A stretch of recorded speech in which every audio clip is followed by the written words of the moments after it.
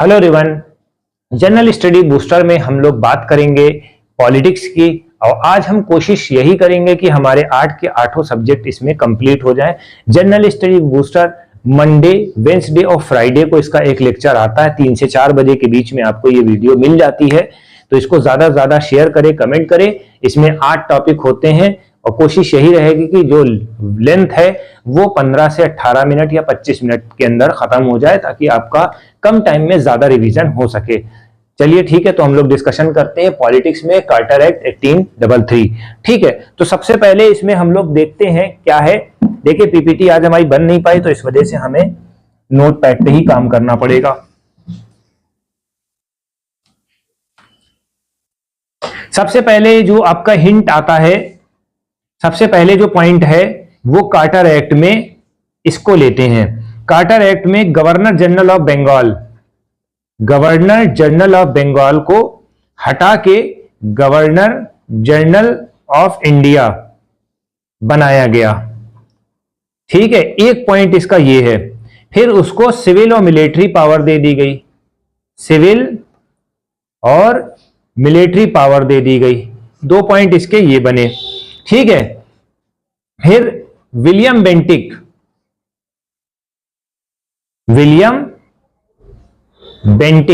William Bentinck को governor general of India बनाया गया। ठीक है, गवर्नर जनरल ऑफ इंडिया बनाया गया। ठीक है, दूसरा पॉइंट क्या है, अब जब भाई गवर्नर जनरल ऑफ इंडिया बन गया तो बॉम्बे और मद्रास को डिप्राइव कर दिया गया, इसकी प्रेसिडेंसी को। ठीक है, इसकी प्रेसिडेंसी को डिप्राइव कर दिया गया। ठीक है, इसकी प्रेसिडेंसी को डिप्राइव कर दिया गया। ठीक है, अब जो है तीसरे पॉइंट में ईस्ट इंडिया कंपनी जो है अब क्या है, कमर्शियल बॉडी। पहले जो है कमर्शियल बॉडी थी, अब जो है प्योरली एडमिनिस्ट्रेटिव बॉडी है। कमर्शियल पहले थी, अब क्या है, एडमिनिस्ट्रेटिव बॉडी है, एडमिनिस्ट्रेटिव बॉडी है। तो ये आपको बात रखनी है। ठीक है, 3 पॉइंट आपको याद रखना है, 3 पॉइंट आपको याद रखना है। फिर चौथा पॉइंट क्या होता, open competition to all, open competition to all. UPSC वाले यहां से खुशियां मना सकते हैं, यूपीएससी वाले। ठीक है, यहां पर ये होगा। तो ये 4 पॉइंट आपको लिखनी है। ठीक है, फिर से याद कर लिए, गवर्नर जनरल ऑफ बंगाल को गवर्नर जनरल ऑफ इंडिया बनाया गया, जिसको मिलिट्री और सिविल पावर दे दी गई। William Bentinck governor general of India बना। पहले जब ये गवर्नर जनरल ऑफ इंडिया बनाया गया तो बॉम्बे और मद्रास की प्रेसिडेंसी को डिसॉल्व कर दिया गया। ठीक है, क्योंकि हेड जो है ऑल ओवर इंडिया से यही लीड कर रहे थे। ईस्ट इंडिया कंपनी जो है कमर्शियल बॉडी थी, अब वो एडमिनिस्ट्रेटिव बॉडी प्योरली बन गई है। और जितना भी कंपटीशन था सिविल सर्वेंट का, ये ओपन कर दिया गया है। ठीक, 1853 का देख लेते हैं। 1853 में सबसे पहले बनाए गए लेजिस्लेटिव एग्जीक्यूटिव फंक्शंस। ठीक है, इसको सबसे पहले सेपरेट करा गया, लेजिस्लेटिव और एग्जीक्यूटिव को सेपरेट करा गया। ठीक है, गवर्नर जनरल काउंसिल में। ठीक, और 6 न्यू मेंबर बनाए गए, 6 न्यू मेंबर बनाए गए।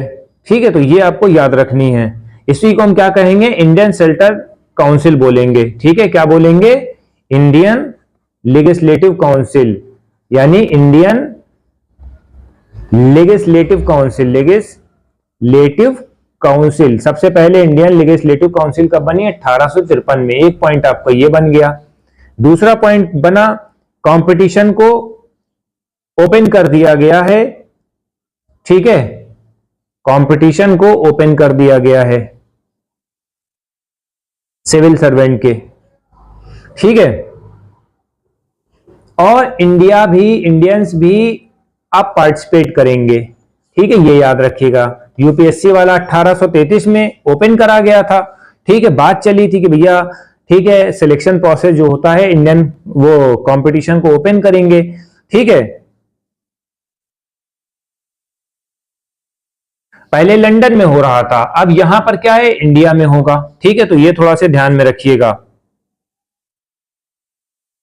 It introduce the first local representation, central legislative council, 6 member of the governor general council, 4 member appointed local. ठीक है, ये चीज आपको याद रखनी है। 6 न्यू मेंबर जो है ऐड हुए, इसमें क्या है 6 न्यू मेंबर ऐड हुए हैं। ठीक है, 4 मेंबर जो है अपॉइंट करे गए हैं, 4 मेंबर जो है अपॉइंट करे गए हैं कहां से, लोकल गवर्नमेंट से। लोकल गवर्नमेंट से, लोकल गवर्नमेंट कहां की, मद्रास की, बॉम्बे की, बंगाल की, आगरा की। ये आगरा नाम देख लीजिएगा थोड़ा से, ये ठीक है। तो ये आपका पॉलिटिक्स का पॉइंट खत्म हो जाता है। ठीक है, ये पॉलिटिक्स का पॉइंट खत्म हो जाता है। तो एक बार रिवाइज कर लेते हैं। ठीक है, लेजिस्लेटिव काउंसिल है, लेजिस्लेटिव काउंसिल और एग्जीक्यूटिव काउंसिल बनाया गया, दोनों को सेपरेट कर दिया गया। इसमें 6 मेंबर थे, इसी को हम क्या कहें, इंडियन लेजिस्लेटिव काउंसिल बोला जाता है। ठीक है, ओपन कंपटीशन कर दिया गया, इंडिया को भी पार्टिसिपेट करने का मौका मिला यहाँ पर, ये भी आप याद रखिएगा। फिर तीसरे पॉइंट में है 6 न्यू मेंबर बनाए गए। ठीक है, काउंसिल के, और इसमें 4 मेंबर कहां से लिए गए, लोकल गवर्नमेंट से लिए गए। लोकल गवर्नमेंट कहां की थी, मद्रास की थी, बॉम्बे की थी, बंगाल की थी, आगरा की थी। तो इस तरह का आपका पॉलिटिक्स का आज सेशन हो गया है। ठीक, अब हम दूसरा सेगमेंट स्टार्ट करते हैं, मेसोलिथिक एज। ठीक है, मेसोलिथिक एज में सबसे पहले टूल्स कौन कौन से थे ये देख लेते हैं। ठीक है, made up of chip and flake stone.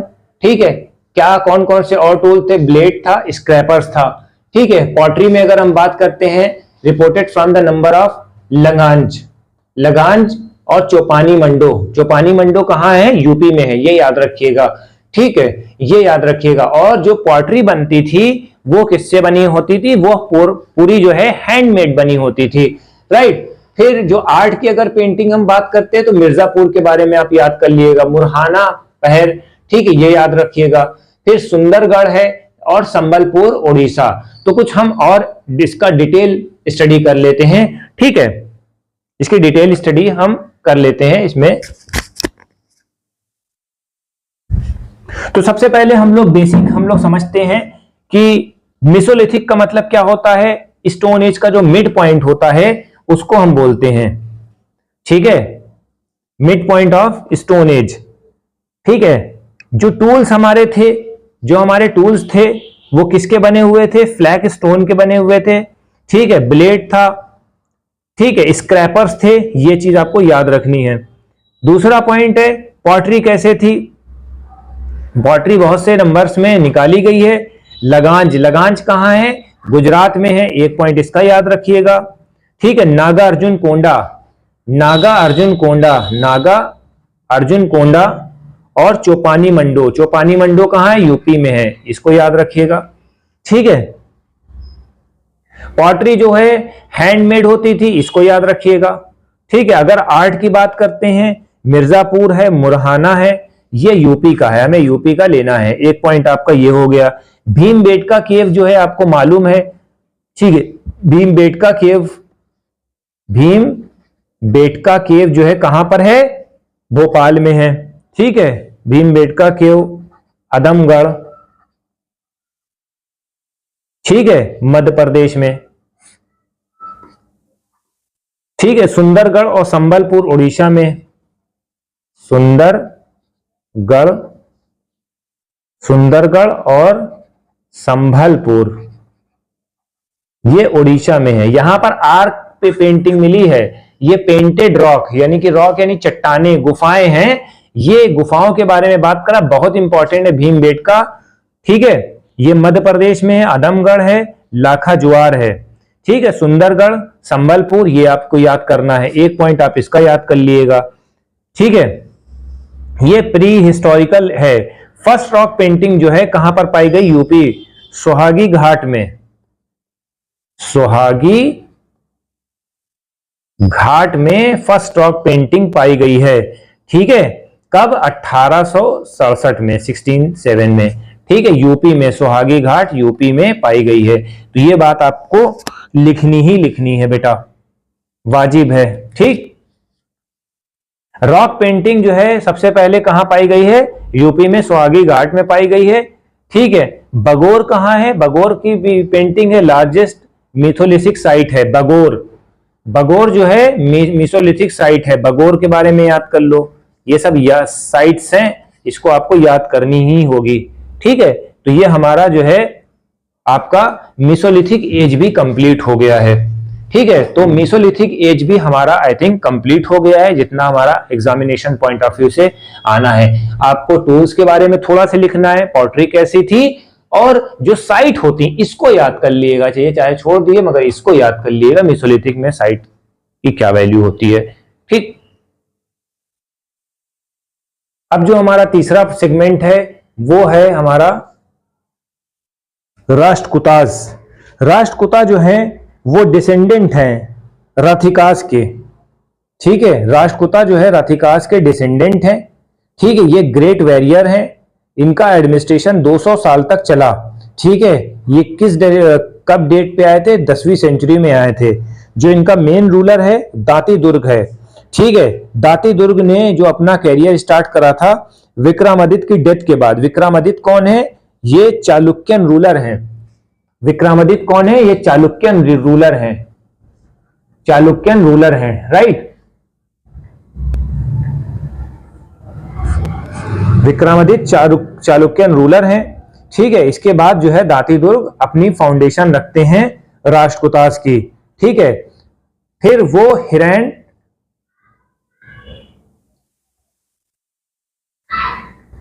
गर्भ को परफॉर्म करते हैं। ठीक है, रिचुअल होता है उसको परफॉर्म करते हैं, हिरण्य गर्भ को परफॉर्म करते हैं। एक पॉइंट आपको ये लिखना पड़ेगा, हिरण्य गर्भ, हिरण्य गर्भ। ठीक है, यहां ये कहां? उज्जैन में। ठीक है, ये चीज आपको याद रखनी है। ठीक है, उसने जो है नंदीपुर गुजरात, नंदीपुर, मालवा, इन जगहों पे अटैक करा और कब्जा कर लिया। ठीक है, इनकी जो टाइटल थी महाराजा धीराज परमेश्वर परम भट्टारा। ठीक है, ये कब रखी गई? जब चालुक्यन रूलर कीर्तिवर्मन को हराया। जब चालुक्यन रूलर कीर्तिवर्मन को हराया तब इनका नाम जो है ये पड़ा, महाराजा धीराज परमेश्वरा परम भट्टारा। ठीक है, ये चीज आपको याद रखनी है। राष्ट्रकूटा का मतलब क्या होता है? चीफ ऑफ राष्ट्र। एक पॉइंट आप इसको याद कर लेना। ठीक है, इनकी कैपिटल क्या थी? मलखेद। कैपिटल क्या है? कैपिटल क्या है? मलखेद। मलखेद, मलखेद कैपिटल है, और मन्याखेत है। मन्याखेत क्या है? शोलापुर। शोलापुर, ये याद रखिएगा, इंपॉर्टेंट है। जैनिज्म को ये बिलोंग करते थे, यानी कि सपोर्ट करते थे, शैविज्म को भी, वैष्णविज्म को भी। इनके जो पोएट थे वो क्या नाम था? पोएट का नाम आप देख लो, पोएट का नाम स्वयंभू। स्वयंभू आपको याद रखना है ये। ठीक है, ये आपको पॉइंट याद रखना है। इनकी शादी किसके साथ हुई थी? राष्ट्रकूटा की। ठीक है, इनकी शादी किसके साथ हुई थी? नंदीवर्मन की बेटी के साथ हुई थी। इनके साथ हुई थी नंदी वर्मन, नंदीवर्मन टू ऑफ कांची। ठीक है, नंदीवर्मन टू कांची के साथ शादी हुई थी, उनकी बेटी के साथ, उनके साथ नहीं। ठीक है, एक और राजा के बारे में हम लोग थोड़ा सा डिस्कस कर लेते हैं, उसका नाम है कृष्णावन। कृष्णावन, कृष्णावन कब आए? 1756 से 1774 में आए। ठीक है, कृष्णावन की अंकल कौन है? दाती दुर्ग है। ठीक है, defeated of Ganga of Mysore. ठीक है, इन्होंने गंगा ऑफ मैसूर को हराया, गंगा ऑफ मैसूर, मैसूर राज्य को हराया था इन्होंने। आप ये याद रखिएगा, ठीक है। Kantivarman was again defeated by him, ठीक है, कांतिवर्मन को हराया था, डिफीटेड बाय हिम, ठीक है, कांतिवर्मन को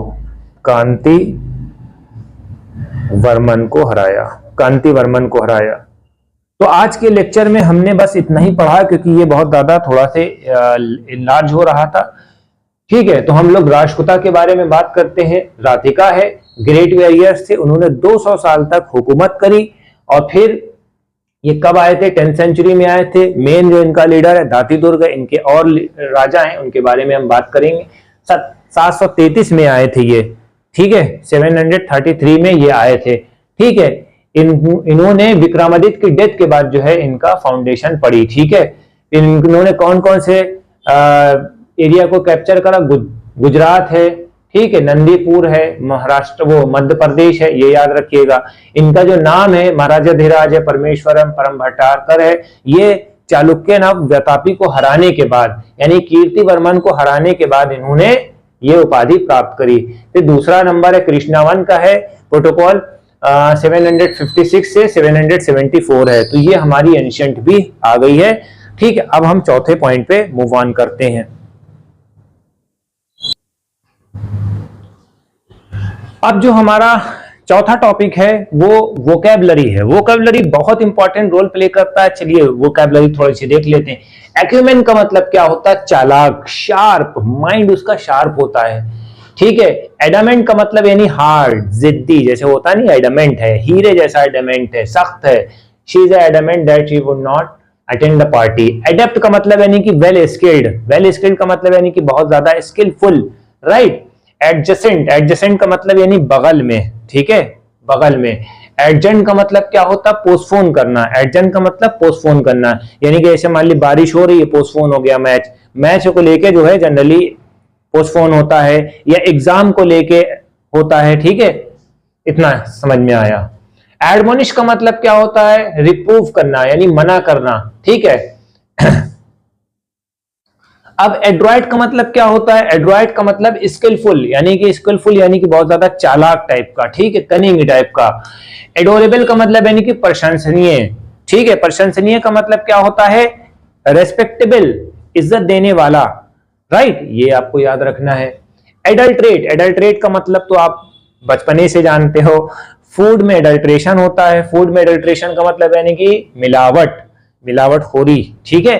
तो इसको हम एडल्ट्रेट कहेंगे, एडल्ट्रेशन यानी मिलावटखोरी, ठीक है। तो ये चीज आपको याद रखनी है। ये वोकैबुलरी है, इसको भैया छोड़ना ना। हफ्ते में 3 वोकैबुलरी आएंगे, 3 लेक्चर आएंगे, तो आपके 30 वोकैब्स आपकी तैयार रहेंगी। तो ये भी एक अच्छा साधन है, ठीक। हेलो एवरीवन, तो आज हम लोग कंप्यूटर पे बात करेंगे। ये 5वां टॉपिक है जनरल स्टडी बूस्टर का। तो लास्ट लेक्चर में हमने इनपुट डिवाइसेस के बारे में डिस्कशन किया था। आप हमारी लेक्चर पे जाके देख सकते हैं, जितनी भी वीडियोस पड़ी हुई है। कंप्यूटर के नेटवर्क के बारे में अब हम लोग देखते हैं। देखिए, सबसे पहले लोकल एरिया नेटवर्क होता है, वाइड एरिया नेटवर्क होता है, मेट्रोपॉलिटन एरिया नेटवर्क होता है। तो 3 तरह के नेटवर्क होते हैं, इसको हम देख लेते हैं, ठीक है। Local area network is a computer networking interconnected limited area, ठीक है। जैसे वाईफाई होता नहीं है, एक रेजिडेंस में एक बिल्डिंग है, उसमें लैन को फिट कर दिया, ठीक है, उसमें अपना उस एरिया में आ रहा है, जैसे 10 मीटर है, 15 मीटर है, 20 मीटर है, उस रेंज में वो एरिया कवर कर रहा है, ठीक है, बिल्डिंग में, फ्लैट्स में, राइट। वाइड एरिया नेटवर्क का मतलब क्या होता है? टेलीकम्युनिकेशन नेटवर्क और computer network that extend large geographical. ये यूनिवर्सिटी कैंपस में होता है, मीटर में, 20 मीटर का, 25 मीटर का, 30 मीटर का, ठीक है। तो ये होता है। फिर मेट्रोपॉलिटन एरिया नेटवर्क क्या होता है? ये लोकल नेटवर्क होता है। इंटायर सिटी या कैंपस है, यूनिवर्सिटी में लगा दिया। अब यूनिवर्सिटी का कैंपस कितना होगा? बहुत ज्यादा बड़ा होगा। वहां पर अपना आराम से मेट्रोपॉलिटन एरिया नेटवर्क काम कर रहा है, ठीक है। तो ये चीज आपको याद रखनी है।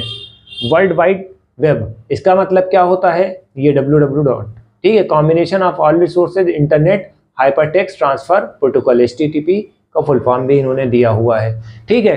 अब हम बात करते हैं ईमेल की डिस्कवरी किसने की थी? रे टॉमिल्सन ने, ठीक। कुछ क्वेश्चन है, ये आपको कमेंट सेक्शन में बताना है, कमेंट सेक्शन में आपको बताना है।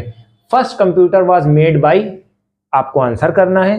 दूसरा क्वेश्चन क्या है, who is known as father of the computer, आपको आंसर करना है। Who invented electronic computer, electronic computer को किसने इन्वेंट करा। ठीक है, तो ये भी टॉपिक आपका क्लियर हो गया। ठीक, इसकी लेंथ को हम बहुत जल्दी बढ़ाएंगे, देख रहे हैं कि आप लोग किस तरह से रिस्पांस दे रहे हैं, अकॉर्डिंग टू रिस्पांस हम उसकी लेंथ बढ़ाते जाएंगे। Thank you.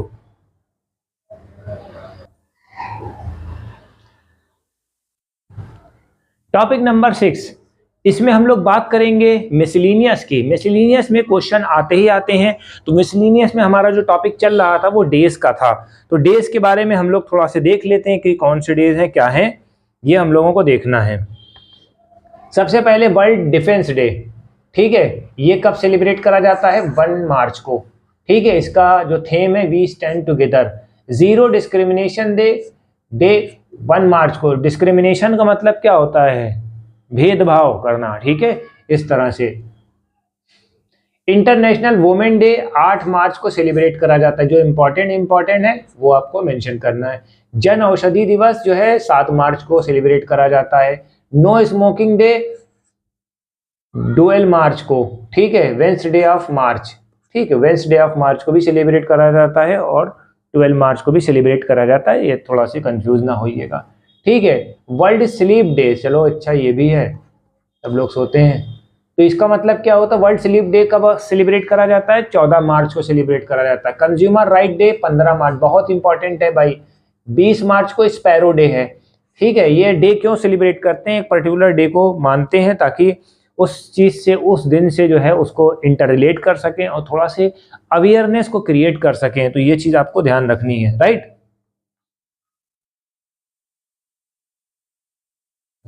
International happiness day 20 तारीख को है। वर्ल्ड डे ग्लेशियर 21 मार्च को, ये सब आप याद कर लिएगा। पोइट्री डे बहुत इंपॉर्टेंट है, पोइट्री डे 21 मार्च को सेलिब्रेट करा जाता है। ठीक है, 21 मार्च को सेलिब्रेट करा जाता है क्या, poetry. World down syndrome day 21, ये बीमारी है। ओरल हेल्थ डे 20 मार्च को। मेट्रोलॉजिकल डे 23 मार्च को। ठीक है, इसको याद करने की ट्रिक भी हम बताएंगे ताकि ये आसानी से आपको याद हो सके। ठीक है, कोशिश यही करिए कि मेरी वीडियो को ज़्यादा से ज़्यादा शेयर करिए, लाइक करिए, ताकि हम इसकी लेंथ बढ़ा सकें और कंटेंट को और हम इम्प्रूव कर सकें। वैसे कंटेंट तो अच्छा आएगा ही आएगा, कोई भी नहीं चाहेगा कि उसका कंटेंट खराब हो। वाटर डे क्या है, 22 मार्च को, इंपॉर्टेंट है, वाटर डे पे टिक कर लो, इंपॉर्टेंट है। टीबी डे है। ठीक है, 22 लोगों ने पानी पी के 24 मार्च को बीमार पड़ गए, टीबी हो गई उनको। ठीक है, फिर 27 मार्च को वो लोग सब लोग थिएटर में फिल्म देखने चले गए, वहाँ पर 29 मार्च को पियानो सेलिब्रेट किया जाने लगा। तो इस तरह के मेमोनिक कोड आप बना के आप इजीली जो है उसको लर्न कर सकते हैं, कोई ऐसे दिक्कत की बात नहीं है।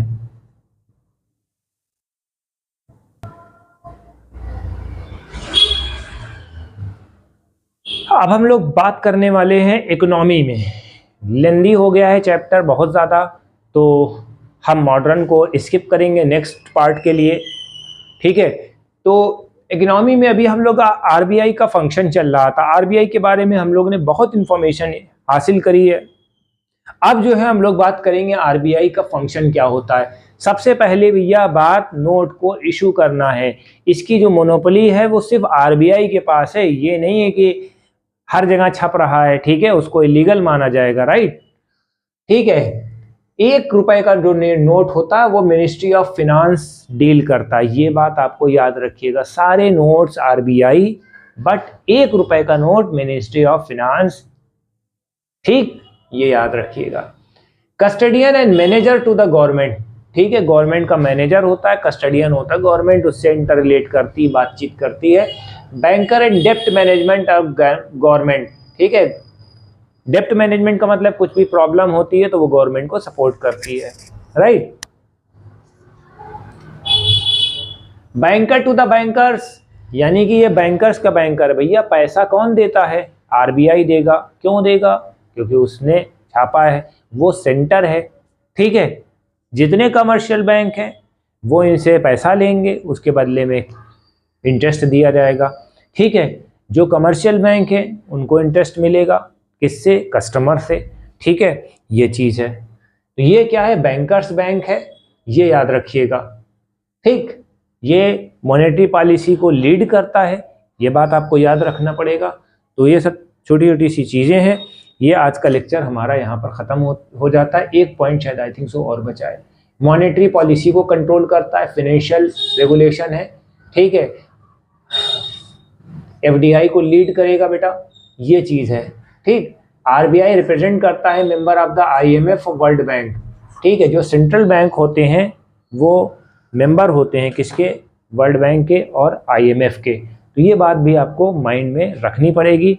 तो आज हमारा लेक्चर ख़त्म होता है। इसको ज़्यादा से ज़्यादा शेयर करिए ताकि हम आपके लिए one of the best content दे सके। Thank you.